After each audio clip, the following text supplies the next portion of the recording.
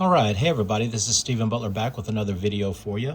This is one that I wanted to do yesterday, but I ran out of time and wasn't able to do it. But I wanted to do it today because this is something I've been wanting to do for a while, and now is the time of the year to do it. So I'm going to showcase to you a series of books that I remember getting off the spinner rack when I was a kid. These came out in 1976. At the very beginning of 1976. This was Jack Kirby's first book at Marvel when he came back to Marvel from being at DC Comics in the early 70s. That's what he was doing whenever I first started reading comics, and he made the decision to come back to Marvel. Well, I think he was offered a better position than he had before, and he was coming to the end of his time at DC in 1975, and he did some fantastic, outstanding work there. But I don't think things exactly went his way the way he wanted it to go when he was at DC, and so he accepted Stan's invitation to come back to Marvel. Stan and the editorial staff. I think it was basically Stan Lee that asked him to come back, and so he. I think he had a caveat. He wanted to be the editor for all of his, but he wanted to write and draw, and he wanted to be the editor of his own books. And pretty much everything that he did when he was there, beginning with this, he just, whatever continuity was going on before this, he just kind of chunked out the window. I don't even know if he even looked at that stuff, and he just started anew with it. This is like picking up a brand new, even though it says it's 193, it was like picking up a brand new Captain America run that with continuity that just didn't exist before. This was like encountering Captain America for the first time, and for a lot of people, I guess it was. But this was the start of an ongoing story called the Madbomb. It can destroy the world, and basically what it was this little device that it could change people's. It had like a sonic frequency that could basically make people go crazy. This is kind of it right here, and I love these books because they were all inked by written, drawn, and edited. You can see here, writer, artist, editor. But over here, his inker, who stayed, I think Mike Royer might have inked some, but most of them were inked by Frank Giacoia. And I love Mike Royer too, but Giacoia was one of my favorite Jack Kirby artists, and it was so cool to see him teamed up with Jack on this. It makes this run very memorable for me. But yeah, they're just they're starting out. I can't remember whose Trial of the Falcon. Okay, well, it does mention that the Trial of the Falcon is ended and its memories put out of the minds of Sam Wilson, who is the Falcon, and Cap. And so days later in New York, I'm assuming that this is this is Cap's apartment, or the Falcon's apartment, or maybe it's his girlfriend. I can't remember her name. Leela, yeah. I'm just going to read a little bit of this here. Bring on the health food, Leela. It may save the Falcon from a bruised ego. I don't know how you clowns con me into brewing Java for you, coffee, Java for you, but don't make a habit of it. Don't fret, little Leela. Cap's happily deluding that he can put me down. Delusion, eh? I can feel you weakening, my friend, turning into mere putty in my grip. You can see those lines. They don't ever use this kind of stuff. This is comics visual language where they're like shaking, you know. And I do it all the time with my comics, but I'm old school like that. This is how I learned how to do it, by reading these comics. Take this stuff, heroes, before I throw it at you. Hold it, Leela. Things are going my way. He's almost out of the ball game, and then all of a sudden something changes. You see this beam. Looks like something out of like you see Aquaman or something talking to the fish, but it's coming out of nowhere, and it's supposed to be an invisible beam, I think, but we the reader sees it. At that moment, the mind wave strikes. It lances out of nowhere. An evil and invisible phenomenon which causes Cap to explode with hate.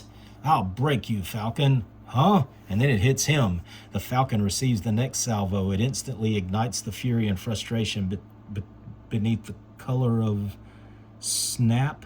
Oh yeah. That was what he was called before. Snap Wilson Skin. He roared. That was like a nickname for him back before he became the Falcon. Snap Wilson Skin. He roars in anger. Oh Lord have mercy. I'm not. This is not me making it up. This is me reading it. Try it, Whitey. Just try it, and I'll. Tempers flare, friends become deadly enemies, and shouts turn to blows. That does it. I'm going to hammer you into the ground. Good Lord. Well, there goes the tea or the coffee that she made for him. And then he says, suddenly Cap draws back. He struggles to repress his violent feelings. Wait, back off, Falcon. What are we doing? This is madness. You're right. We're acting like fools. Marshaling forces of superb now it hits her. Marshaling the forces of superb discipline, the two superheroes recover their sanity, but Leela is not so fortunate. Leela, put down that knife. Not until I finish off the two of you. Let me go. Don't stop me. I've got to. Cap, she slipped her tracks. Like a train going off the track, I guess.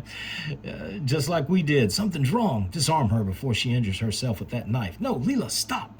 And then he got a brick thrown through the window. Cap knows nothing about the mad bomb, but its effect is already spread to the streets. A brick suddenly shatters one of the windows. Crash! Man, they don't have this is comics visual language that you can show that more realistically, I guess, but it lacks the impact that this more exaggerated and what's the word I'm looking for? It's not trying to look exact. It's not trying to look real, but it's trying to feel. It's making you feel something. And Jack Kirby definitely knew how to do it. The sound of chaos filters into the apartment. What's happening? Has the whole town freaked out? Listen to that noise. Stay with Leela. I'm going out there. And so I'm not going to read anymore. Check that out. It was 1976. There's the Mighty Marvel calendar that you could order, and Sons of Origins of Marvel Comics. This is a Marvel ad for their own. Most of the time they had ads like this, like Slim Jim and learn how to do karate, and this dude selling this I forget his name. He had a name, I can't remember. Robert Bell was selling his comics. These were all over the place, but this is Marvel selling their own stuff. So back to the story. Chaos in the streets, literal. People breaking into, looting, stealing, fighting, killing. He said, gotcha, man, you ain't jiving your way out of this. Ha ha ha ha. And then they're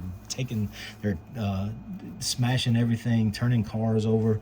Kind of I mean, I've seen this kind of stuff on the news, or on whatever. Then I don't watch the news anymore, but you know what I mean. I watch it on, like, see YouTube videos and stuff like that of more recent riots and stuff like that going on. But anyway, he finds the bomb. It's between two buildings, and he said, "What is it? What is it?" And boy, he really has it looks like he's got the migraine of all migraines there. Even his mask is feeling the pressure, and he's like, he wants to stop it, but it's just about to kill him.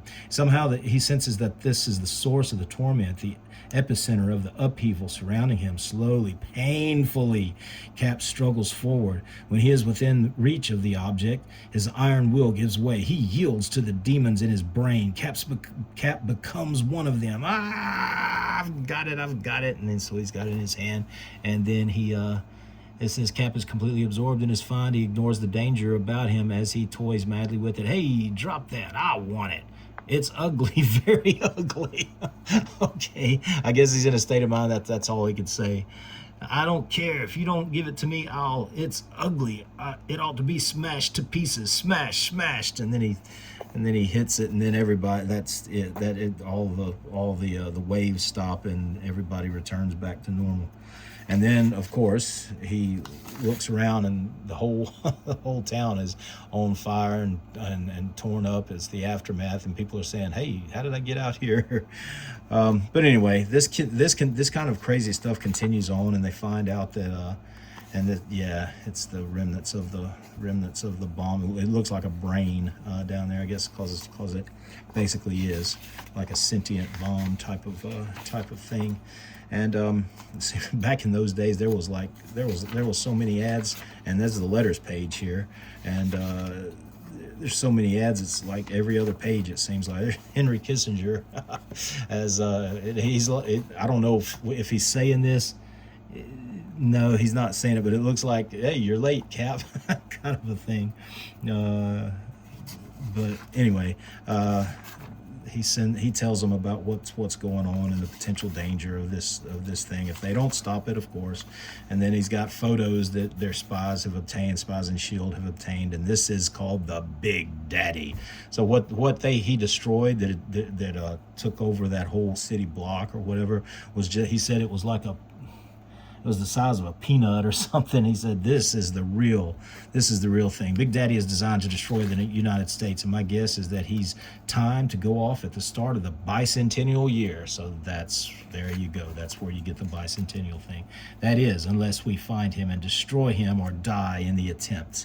And then next, Cap and the Falcon hit the trail, and the most hazardous hunt of all time. Don't miss the Trojan Horde. So this is starting off the epic storyline that goes into. They have so many side adventures, running into mutant hordes, and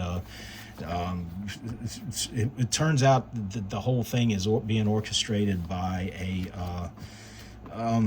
it's like a secret society type of thing, wanting to return. One guy's mad because his ancestor was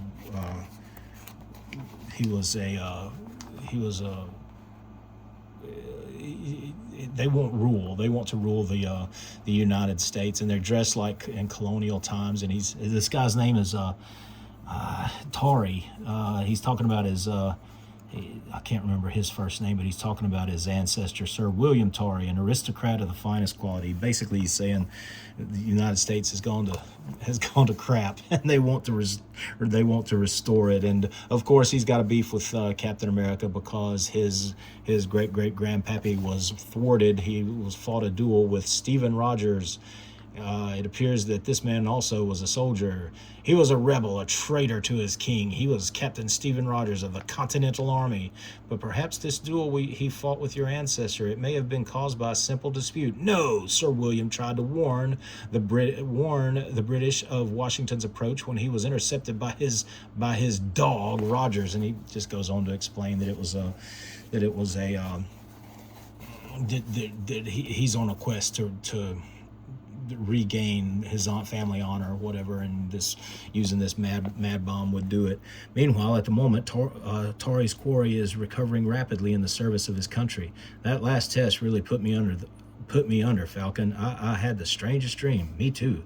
I dreamt that my body was supplying power for all the lights on Broadway.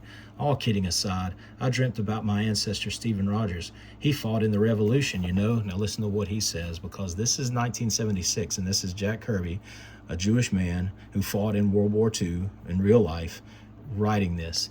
He says, hooray for him. This is Sam talking. Hooray for him. Chances are that he owned a farm with a lot of singing black slaves. Okay.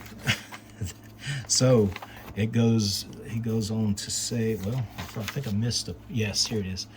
It says, I can't really say, friend. He left a diary when he died. It remained in the family for generations, but I don't recall reading anything in it about slaves. Don't go on with that hero jive. Your boy had a stake in that revolution. My family still worked that farm.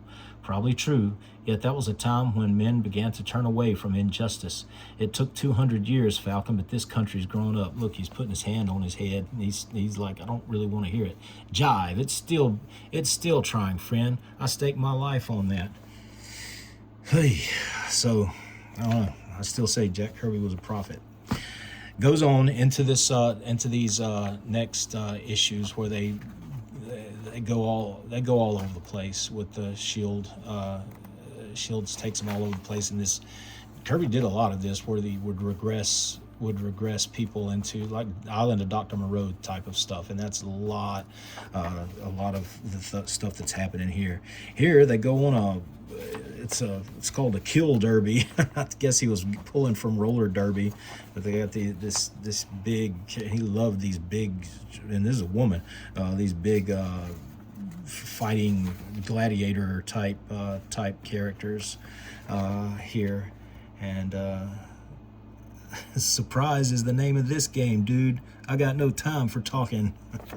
Crazy, but and of course Kirby's back to his gigantic fight scenes where you open it up and you got a splash page of a fight scene, then you turn it and there's a double page spread, and Cap is in the middle of all of these guys fighting him, and he knocked the helmet off that one guy and just about decapitated these guys.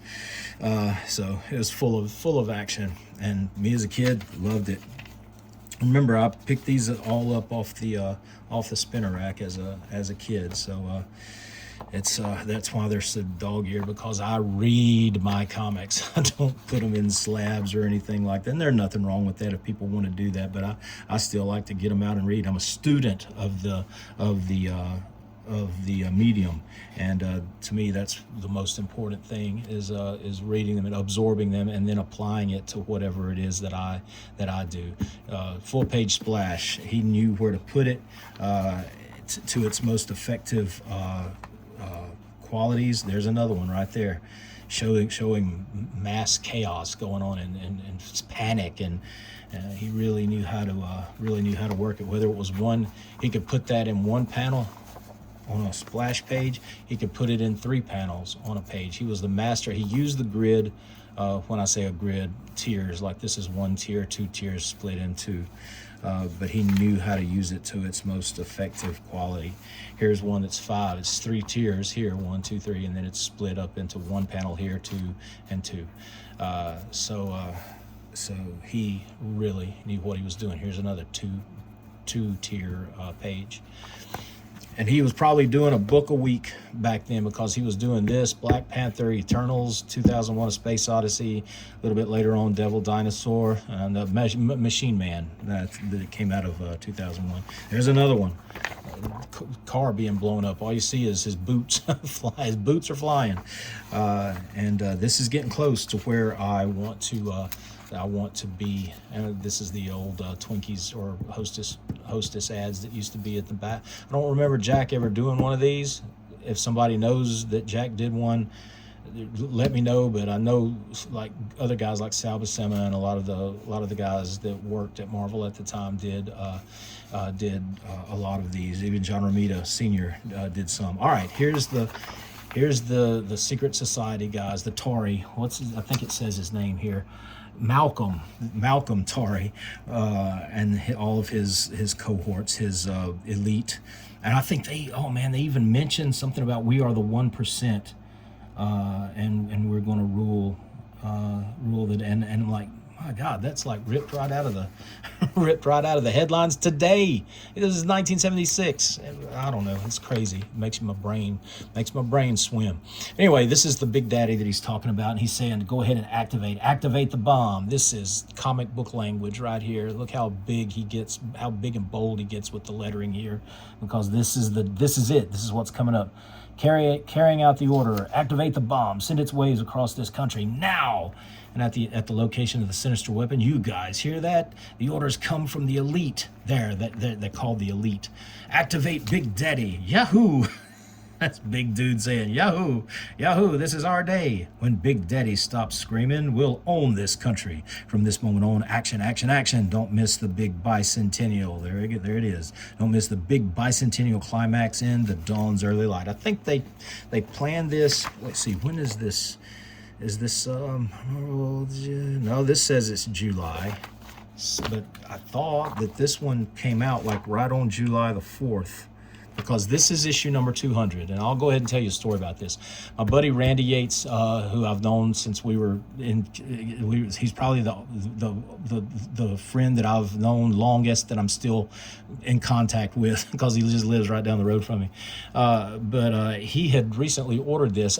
This one I didn't have. I had all of these other ones that I was just showing you in my collection, but this is an issue that I didn't have, and it's issue number 200, and this is the special special bicentennial issue on the 200th anniversary of the United States. America will die, and only Captain America can save it. And Falcon says, "Hey, what am I? Chopped liver? I'm here too." Oh Lord! And now he is Captain America, so at least that much has changed. All right, here's another one. Still inking, edited, written, and drawn by Jack Kirby, inks by Frank Giacoya, lettered by John Costanza, colorist Don Warfield, and consulting editor Marv Wolfman, who went on to create the New Teen Titans with George Perez just a few years after this. But so he's got a bunch of SHIELD agents in there about to, I guess they found out the location of where this secret base of this secret society is, and so he's leading. There's two different, because I've read a little bit of this, hadn't read it all yet, but Falcon is over at another spot, breaking into the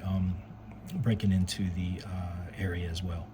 And so they've got to put there's this like machine that'll drive them that has the power to take them out, and they're disarming it here. And so they're able to do that. Again, it's big panels here.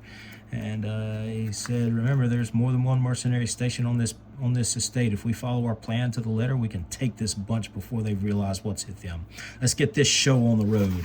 And then, of course, they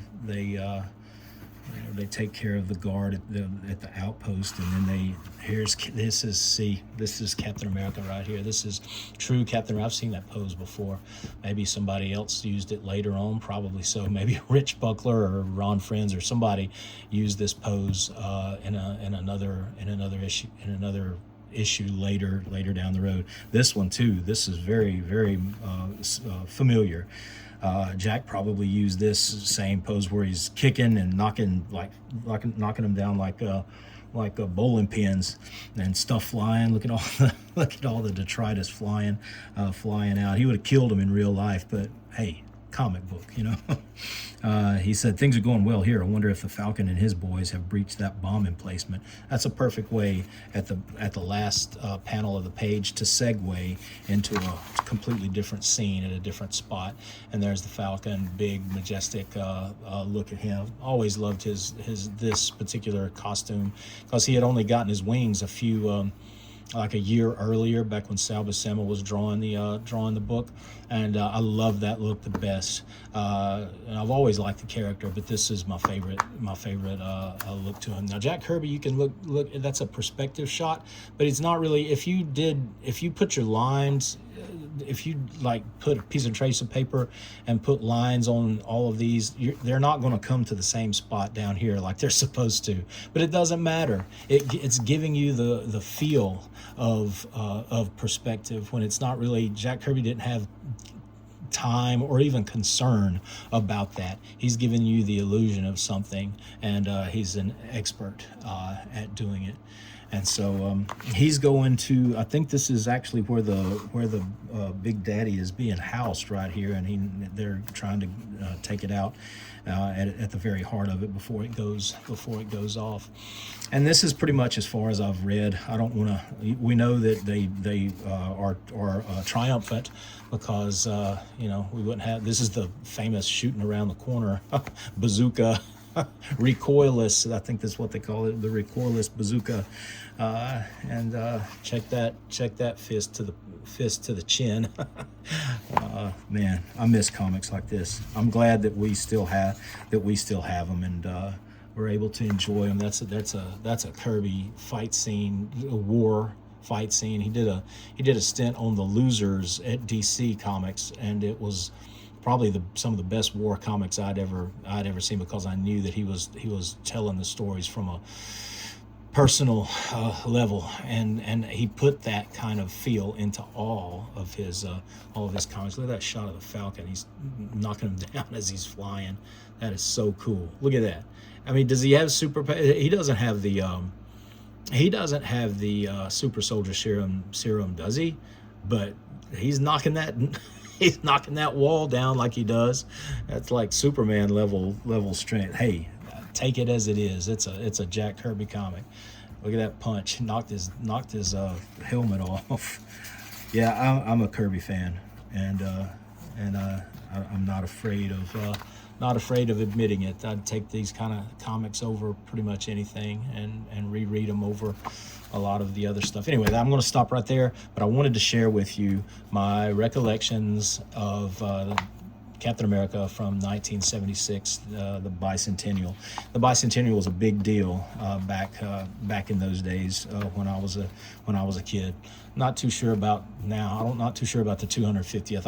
I guess there's probably been plenty of celebrations going on. I know they were celebrating it at my church the other night, and I really enjoyed that. But I just remember it being all over the media back in 1976. So I enjoyed doing this. Thank you so much for watching. Hope you got something out of it. Hope it took you back in time, a little time capsule. I'll be doing more of these because I love these. I love this time period. I love these comics so much, and I got a lot of it to share. So I hope you're enjoying it. Let me know if you did. Let me know if you didn't. Let me know something, and I'll be talking to you soon. Take care. Bye-bye.